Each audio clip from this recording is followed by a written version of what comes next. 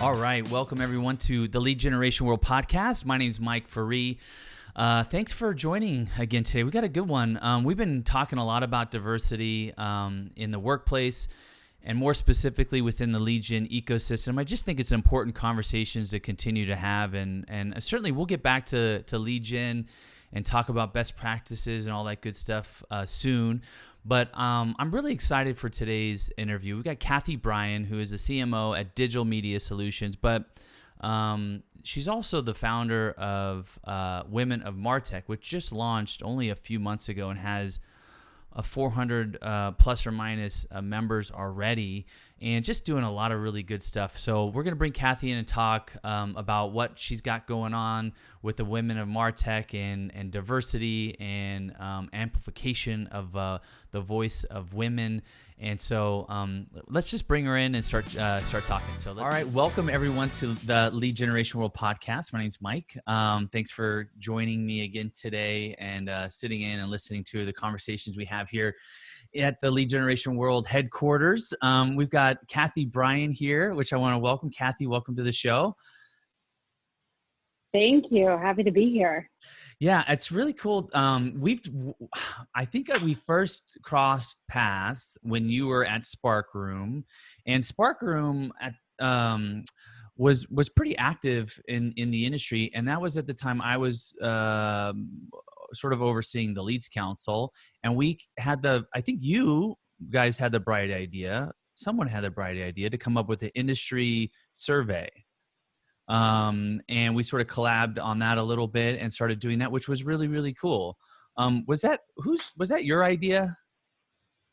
It was actually something I inherited. So I think you got that. You teamed up with whoever was in my spot beforehand. That's when I led marketing, actually back in the CUNET days. So even before CUNET rebranded to Spark Room. So it would have been around 2013 was when I started doing marketing over there. Yeah. That's maybe that sounds, now it's coming to me. That sounds about right. But tell me a little bit about, for those that don't know Kathy Bryan, tell me a little bit about yourself, where you came from, how did you sort of come through the industry to where you're at now with Digital Media Solutions? I know that's kind of a long story, but maybe, just kind of curious how you got into this industry of lead generation to some extent, Sure. Yeah. My roots in marketing are really on the traditional side of marketing. I spent most of the early part of my career at traditional creative agencies or in-house shops at brands like Choice Hotels, so big consumer brands. And it was actually in 2011 when I first made the transition to CUNET, but on the account side of CUNET, not the marketing side. I didn't know what lead generation was really. In the traditional side of agency world, we dabbled into digital marketing, we dabbled into paid search, we talked about affiliate marketing, but I don't think anyone really knew what it was. And so suddenly I was presented with this opportunity and I realized I didn't totally understand it, and that was exactly why I needed to do it, because I could tell that this lead generation, performance marketing, customer acquisition side of what I did was growing faster than the traditional side that I was in currently. And I knew that I needed to get on this train. I needed to learn what this was from the inside and really understand it. And while I still love my roots, I still love the traditional side of marketing, and what I do now bridges the traditional side and the performance marketing side, because I do marketing for a performance marketing company at Digital Media Solutions. I haven't looked back. I can't imagine not understanding the performance marketing side of the world. And with all the money that is transitioning into digital marketing, into performance marketing and lead generation, there are people who I really think don't understand the language that we use and are afraid of it to a certain extent because they don't understand how it works.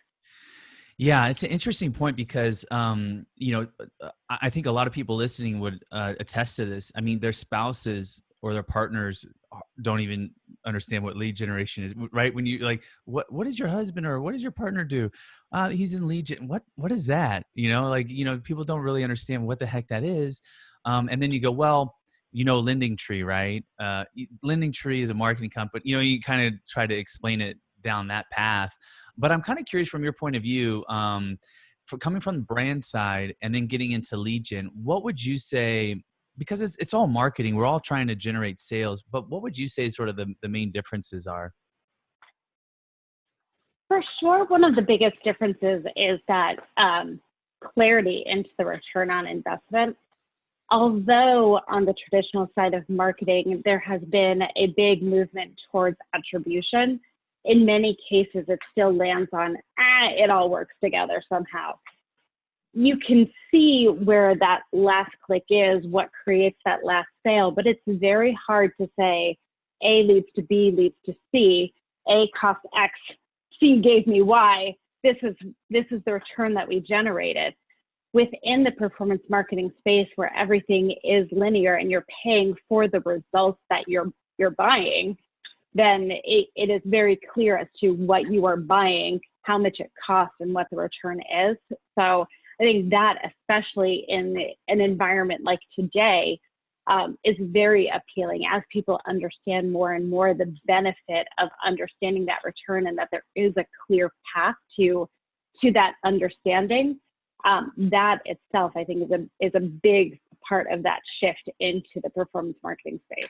Yeah. Yeah, that's interesting. So Sparkle was eventually acquired by Digital Media Solutions, and some recent news for DMS. You guys are now a public company.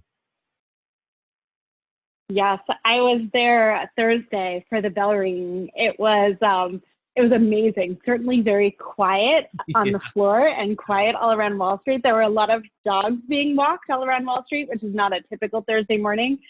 But I mean, such an exciting day. There's so much momentum. The team is just like fired up, and it's so cool to be a part of this. Okay, so recently you co-founded, right? Is that co-founded the Women of Martech, which has been a shot out of a cannon. It seems like over the last 4 months of this initiative. Tell me a little bit about the Women of Martech and what the mission is, and then I've got a whole bunch of other stuff I want to talk about with regards to that. Sure. Yes. So Women of Martech is a professional organization that is separate from DMS. However, DMS is the founding sponsor and currently the only sponsor of Women of Martech, that we look to grow that in the future.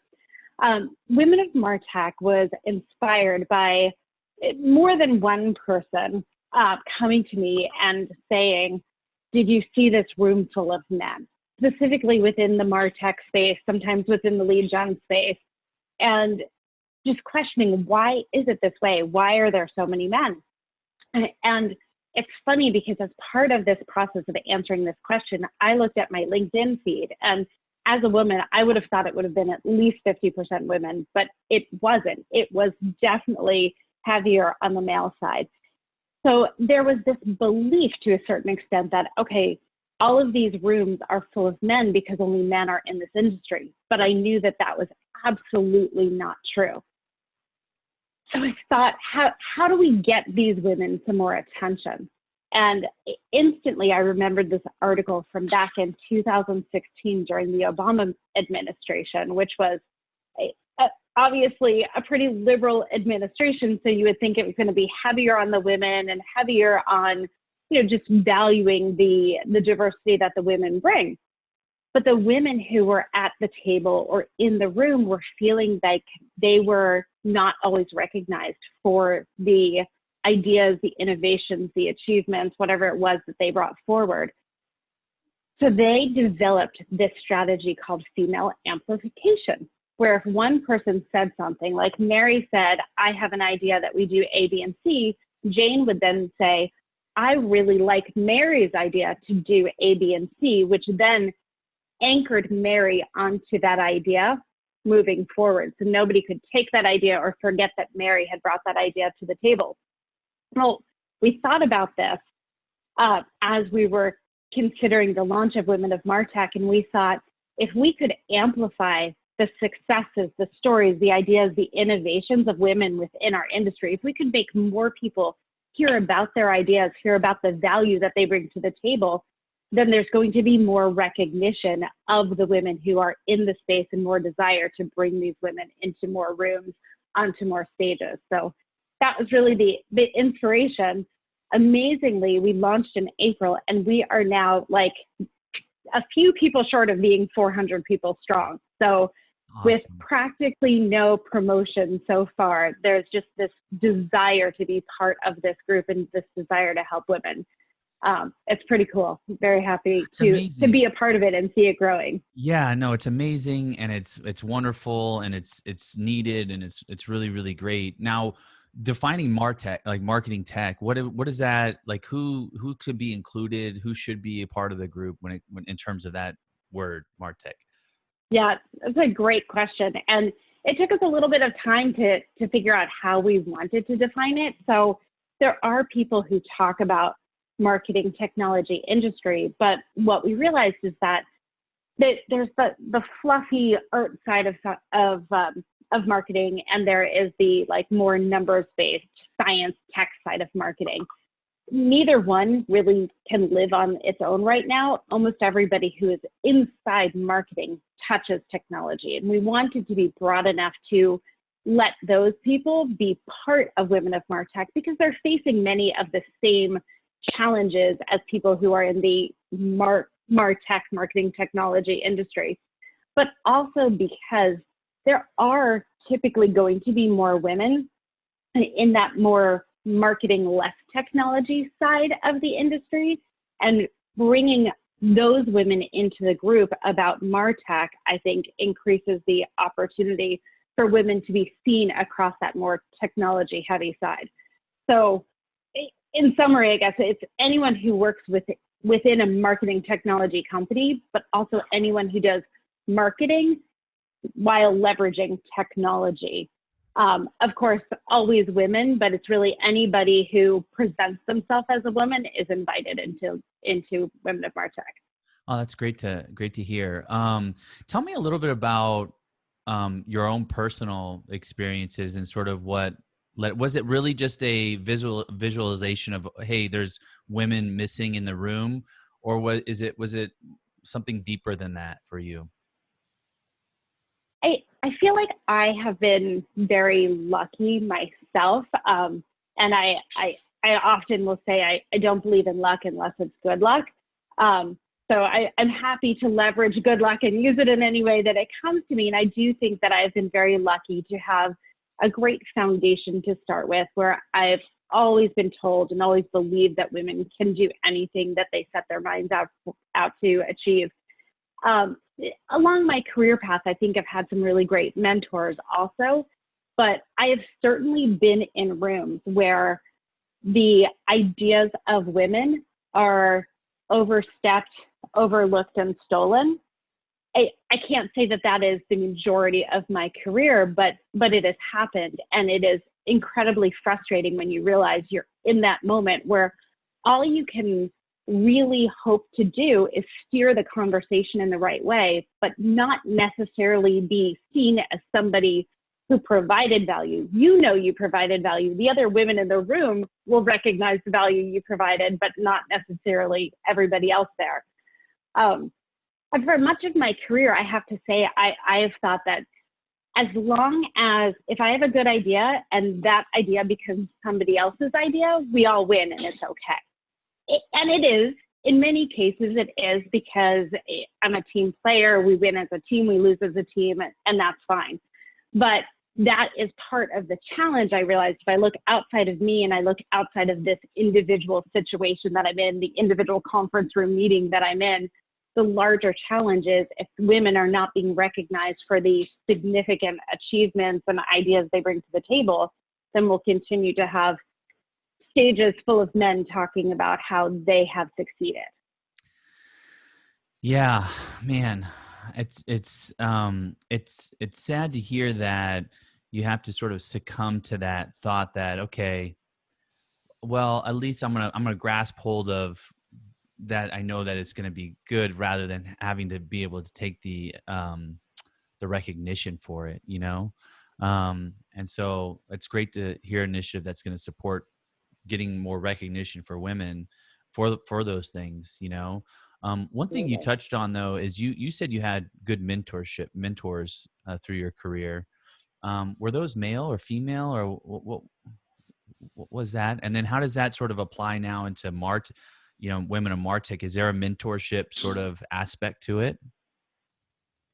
So throughout my career, I have had both male and female mentors. And I think likewise, I've had some men who were maybe the opposite of mentors and some women who were the opposite of mentors for me. There is at times a bit of competitiveness with women because there's almost the belief that only one woman is going to get ahead. So women end up going head to head. Not necessarily, sorry, my dog is barking in the background. They don't even necessarily always realize they're going to head. It's just become part of human nature or business nature for women sometimes, depending on what environments they've been in. One of the things that we are very open about within Women of Martech is that we are not a competitive organization. We're not competing with each other within Women of Martech. We're also not competing with other organizations that are similar to Women of Martech in terms of their desire to lift women. We are all about amplifying everybody who wants to have their voice amplified. And we have done that and hope to do more of that in terms of amplifying the other female groups. But in terms of mentors, it really has been a mix of who has touched me and who has stayed with me. I'm also one of those people, though, that I'm going to take the good things that people have given me. So even sometimes somebody who was not the best mentor can still teach you some really important skills. And I think as a professional, as we move through the years, we take little bits and little teachings from everybody that we've worked with, and it combines into something that becomes very valuable.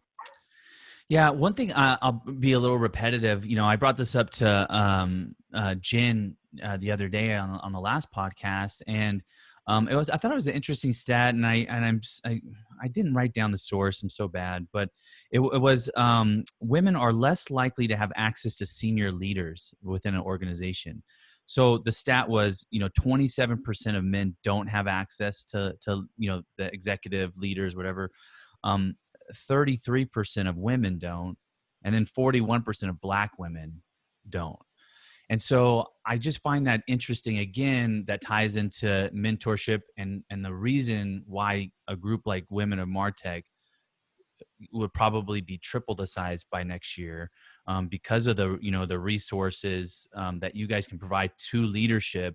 And without that connection, it's almost like trying to speak through a wall, right? Into another room where you don't have access to. I mean, how do you expect to go up in the chain without access to those individuals? You're totally right, Mike. It's one of those, I think, misperceptions sometimes that we're taught early on, that if you work hard and you do your best and you do your job really well and you perform well, that you will succeed and you will advance.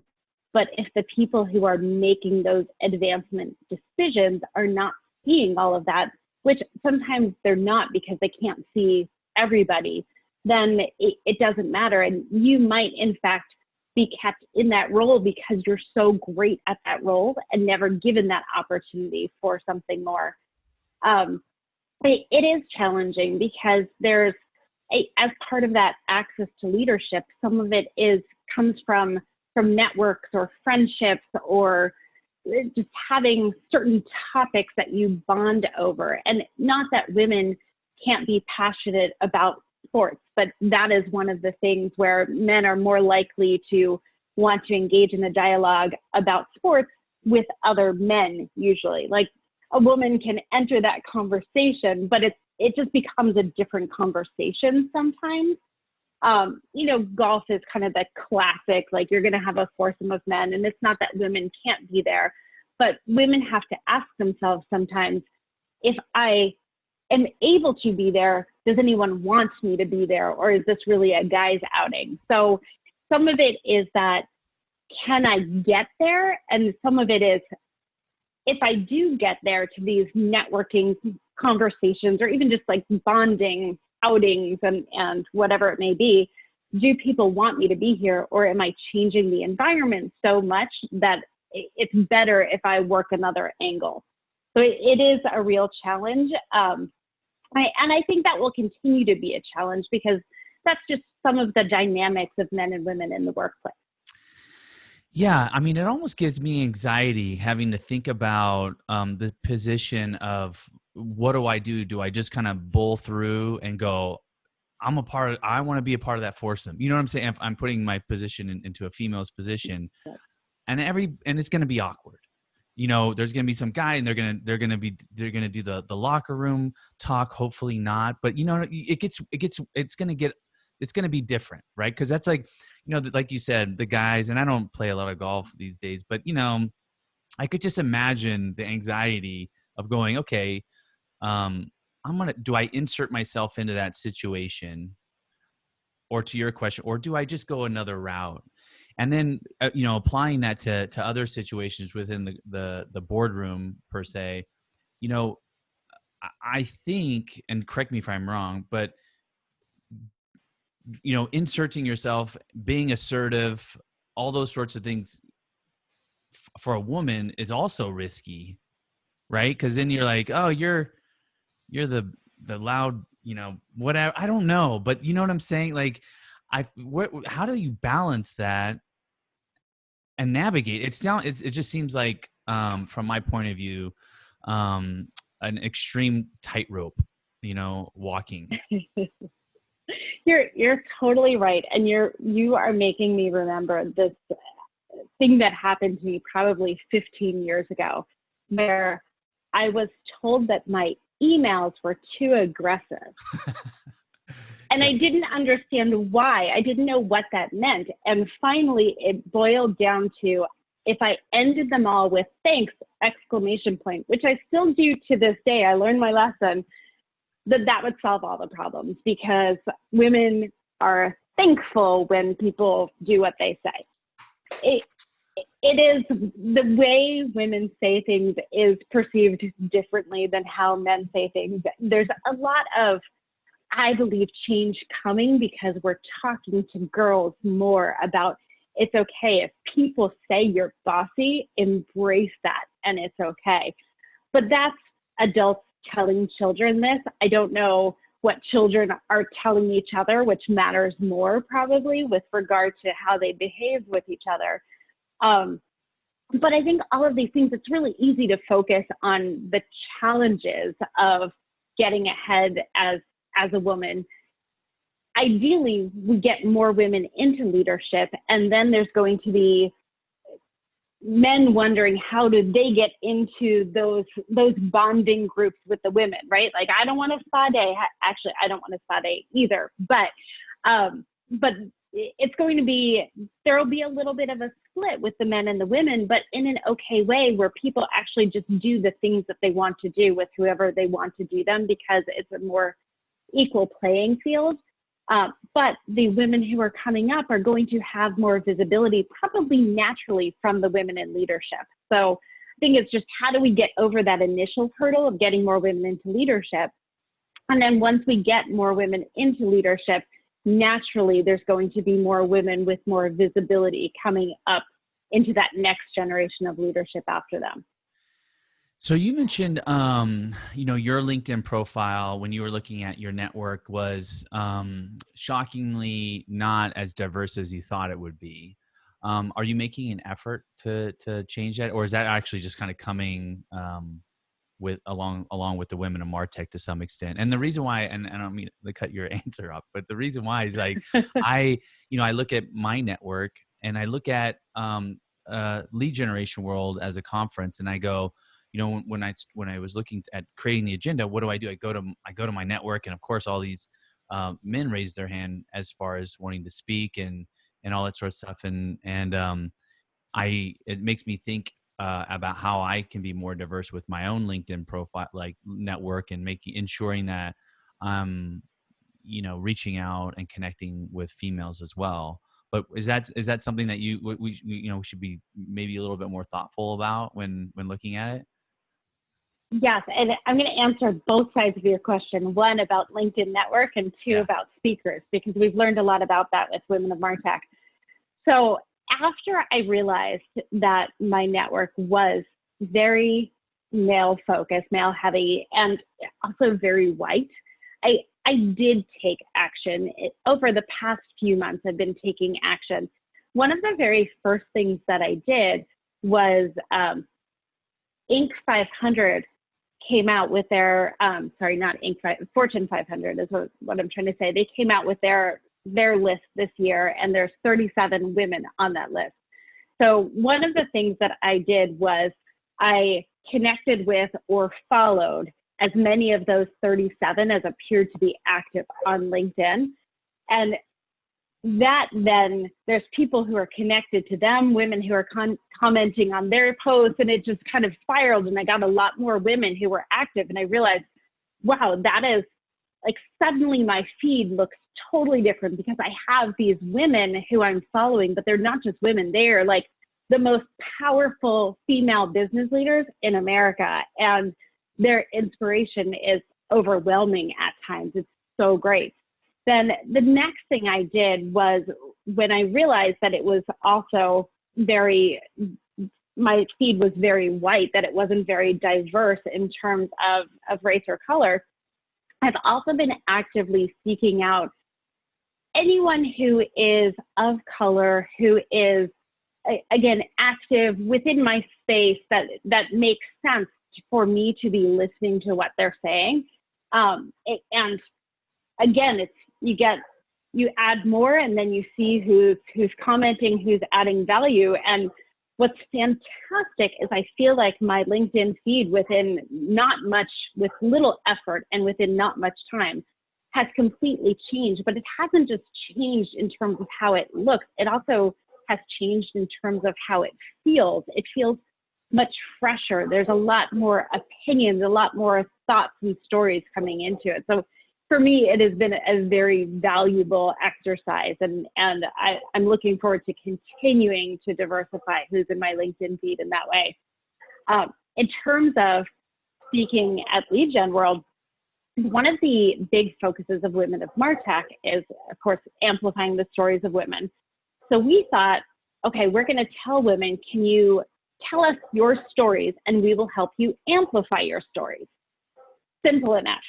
If you ask a room full of men, you're going to get lots of people raising their hands, and you're going to do the work for me. You'll tell my story. This is going to be great. I have lots to tell. Nobody raised their hand.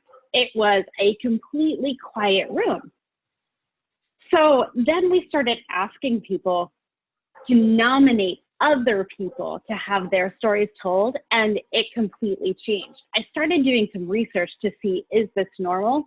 And it absolutely is. Women are taught to not brag about themselves, to not brag about their successes. And that's what we were seeing, is that women didn't feel like they had something that they should tell, or that their story was that different than anyone else's, which is something that I struggle with too. Where I'm like, well, what do I have to say that somebody else hasn't already said? It's a point of view. It's the history that you bring into it. I realize all of this when I really think about it and I process it. But my initial thought is, well, there's 10 people who have the same experience and same advice that I could give. Why do I need to put myself forward? I've got lots of other things to do. I'm working on changing that about myself, and here I am talking with you, which is a big step into that. But I think for people like Lead Gen World who are seeking more female speakers, either on stage or wherever it may be, asking women to nominate other women to become speakers can be a very useful strategy, because women love lifting up other women in general when they're not competing. Yeah, I mean, it makes me think back to your example of giving ideas and being conditioned to not really accept them as your own. You know what I'm saying? Yeah. In those meetings. And then, I mean, on the flip side, then you have men up there, preaching the gospel like it's like some new coming of an idea, but it's been replicated many times, and they're talking like it's their own, of course. So it's complete opposite. Yeah, I mean, first of all, I'm really excited. In fact, I'm going to be reaching out to you and Melissa here soon, with regards to lead generation world endeavor. Fingers crossed, it takes place with everything that's going Yeah, on. But I truly hope so. I mean, and, it's January. We've got hopefully enough time to have something in place, whether there's some social distancing with groups, whatever it may be. But hopefully, we can all get together and have that face to face that everybody really, really hope wants. so too. And these are great. Webinars are great. Virtual conferences are great, but they just don't compare to seeing you in the hallway and talking and connecting, and that sort of thing. So hopefully we'll get back to that soon. But I digress. But talking about conferences is actually beyond just speaking too, right? There's a level of like, Legion World and LeadsCon and all the different conferences you can rattle off tend to be male dominated, and that's maybe systemic to the whole industry to some extent. But when you get put into a situation, especially at a conference, at a trip, Las Vegas, I think we'll never be in Las Vegas, but Denver, wherever it is, there's alcohol, there's a bunch of questionable situations that unfortunately occur, and a certain level of harassment, to some extent too, and specifically directed at women. I had a email just 2 days ago. A woman messaged me, a good friend messaged me and said, you're not going to believe this, but when I was at Legion World, this guy I've met multiple times, he couldn't remember my name. So I corrected him, again. And I said, hey, my name's, XYZ. And we've met, 5 or 6 times. And he immediately got offended and said, well, if you weren't so rude, and, about just asking her name. And there's this projection of male chauvinistic dominance or whatever the heck it was an example of just the small things to some extent of how a woman could be perceived in a room of males, that even just correcting somebody in a name is coming off as rude. So I want to add, and she also mentioned that she a young woman came up to her and said, are you afraid of us taking your positions? We're younger, we're this, and we're coming up, and it was very much like anti-women on women crime, kind of thing. It's like, why would, and she's like, no, in fact, I'd love to support you in your efforts and what's going, and help you through this, but it was an interesting 2 messages that she sent me about being a woman in Legion. And I was like, well, great. I'm talking with Kathy. Actually, she's starting up. Cause her idea was like, is there any way we can do something about this and create a group of women that actually support each other? And I said, perfect. I'm actually talking with Kathy, and she's got the Women of Martech, and I know she went and followed, and now I maybe even a part of it. But long-winded comment. But when it comes to conferences and not just speaking, but sort of navigating all the other stuff with conference, how does that, how can women be more supportive and sort of navigate that successfully? And what can lead generation world and other conferences do to support that, Those are great questions. I want to make sure that I answer them in a valuable way without going in the wrong direction on this podcast. Certainly, anytime you are a woman in a business place, outside of your normal working environment, I think there's a part of you that has your guard up a little bit. And I can't say if this is like for women and men, because, maybe men who are shy, like they feel that they have to put up their guard for whatever reason. I feel like when I'm in places like Vegas where people are drinking, whatever it is, like not physically, but mentally, I have my elbows out and I'm like, nobody's going to mess with me because I look like I have my elbows out and you don't want to mess with me. I shouldn't have to do that. That's just kind of how I've always been in an environment like that.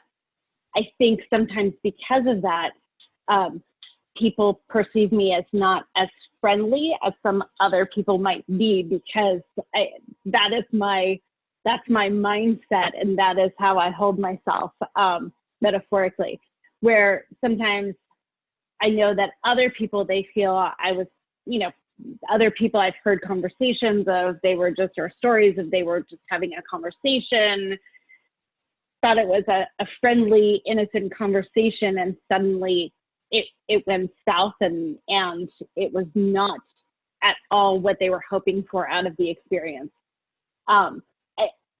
I don't believe that this only happens to women. I know it happens more to women than it does to anybody else, and it's an unfortunate fact of the matter. I think I don't know how to stop it other than just asking everybody to be respectful of everybody. And when it comes to somebody correcting their name, I don't even understand why that would be something that would bother someone.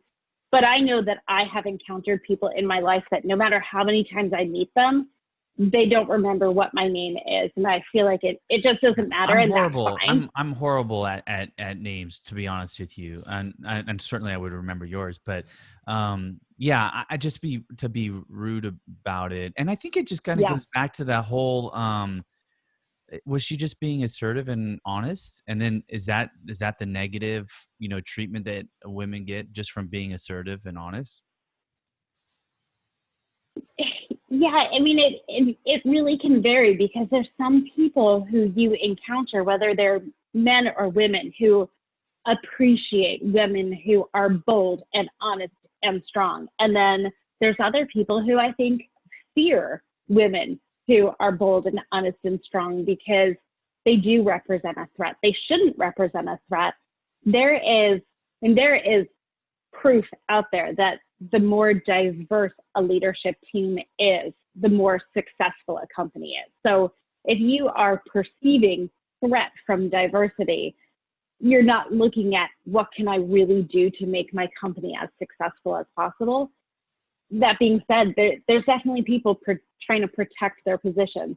I do think, though, that the biggest element is people not realizing what they're doing. And maybe that's me and wishful thinking, but I believe the majority of people are good. I believe the majority of people want to do good, want to be good, want everybody around to like them, but they don't necessarily realize what they're doing that might feel threatening to a woman, or might make a woman take a step back and walk away because it didn't feel welcoming.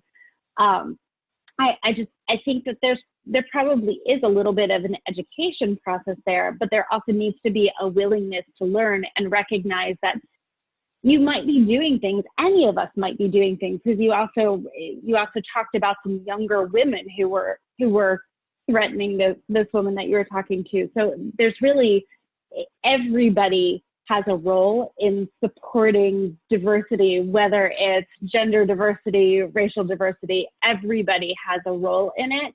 And creating that openness and willingness to realize what you could be doing better, even if you think you're doing everything right, I think that's step one. And then educating people on how they can be a part of improvement is step two. Yeah. An idea that came across, and that's, I'm so glad we're having this conversation, because it does come to some extent to your point that some people just don't know, right? And there's a lot of, on myself, I just don't know,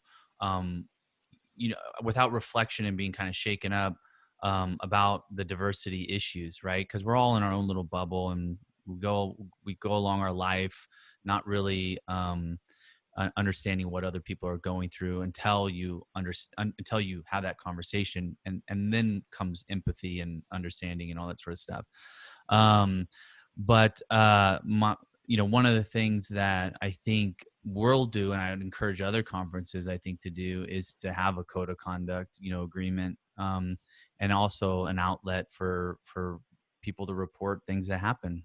and take action on it. I mean, listen, we're not necessarily the police, but if we're going to put on an event, we can't have, assholes running around doing things that are affecting other attendees from a harassment standpoint. And so maybe other conferences do have something in place like that. But that's certainly something we're going to work on from Lead Generation World's perspective. Yeah, it's, so what's the future? I mean, you guys just started. You, like I said, shot out of a cannon. You got 400 members. I gotta imagine it's been sort of a little bit of a whirlwind.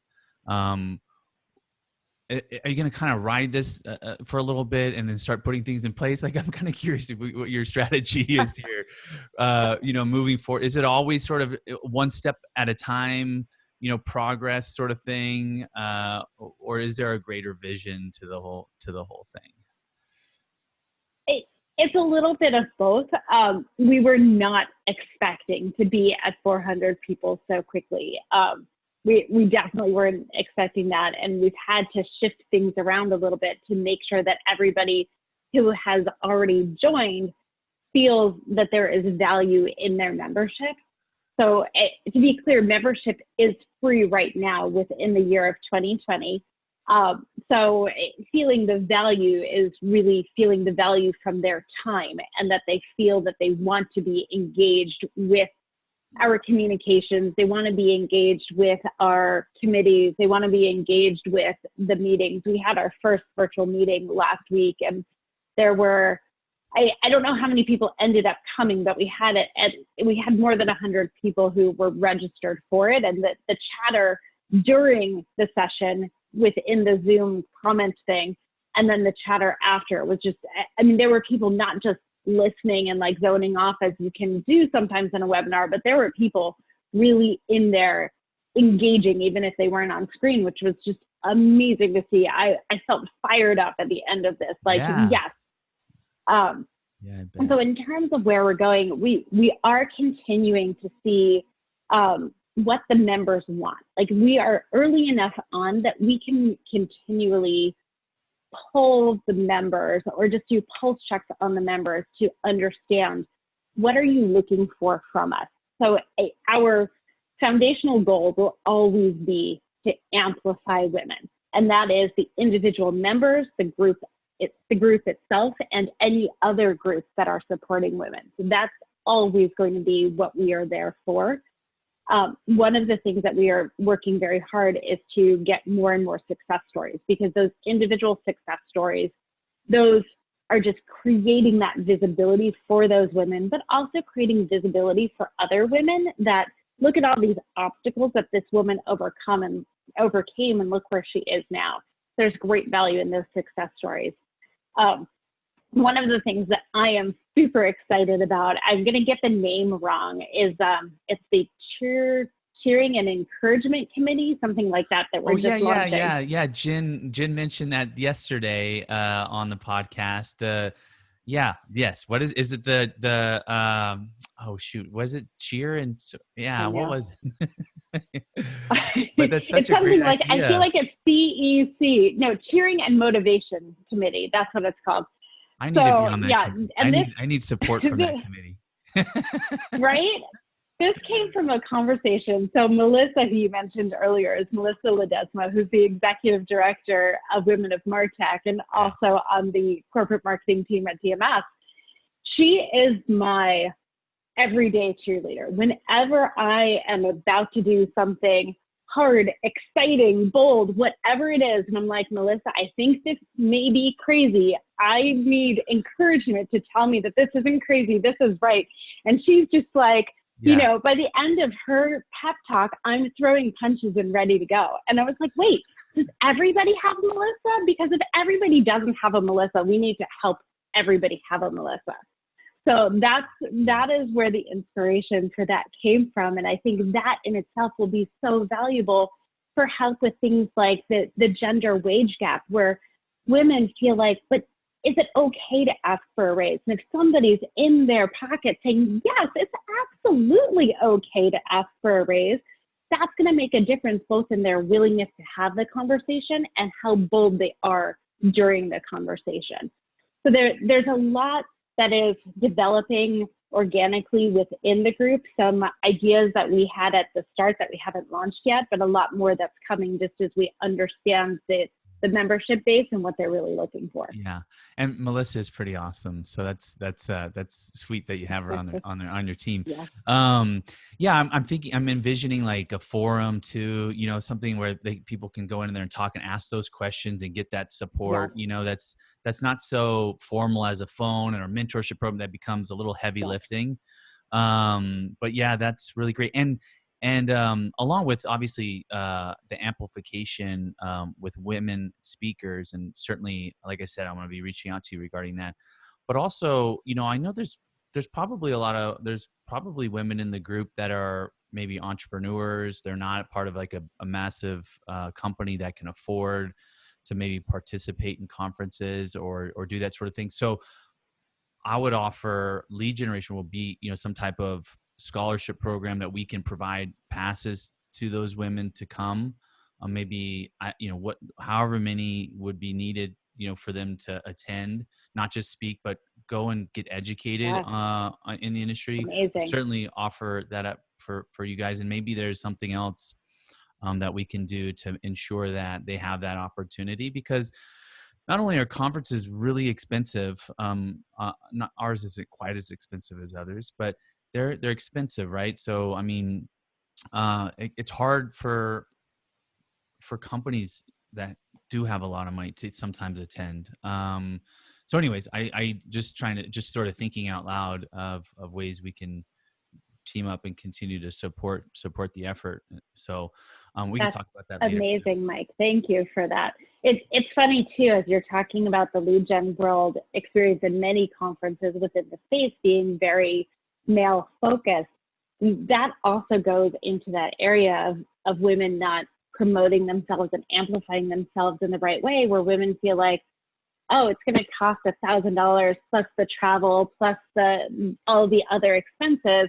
Do I really need to go, or am I better served just sitting at my desk and getting work done that day, which then I can justify it as I wouldn't get that work done, so I'll fall behind. My team will be better off if I stay home.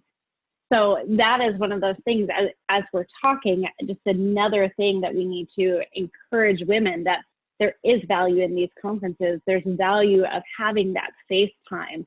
And I think being able to have the scholarship that you're talking about be part of that communication will be amazing for everybody. Yeah, and hopefully I really appreciate that. Oh yeah, and hopefully other conferences will participate in with you guys in the same way. So well, this is really, really awesome. I'm trying to think if I've missed anything, because I'd love to ensure that your message is out there with Women of Martech. Is there anything else that I know you guys are starting that committee? Membership is free, so you go to the website, which I was at the website today, which is pretty darn awesome. I mean, I don't know how you guys pulled this all off. I really don't. We're magicians. It's really like, it's passion, right? Like once we got into this, we realized how important it was and how much we enjoyed being part of this and how much we believe that a difference can be made. So what I would love to end with regard to Women of Martech is that the more people that we are and the more people who are sharing our content, the stronger our amplification strategy can be.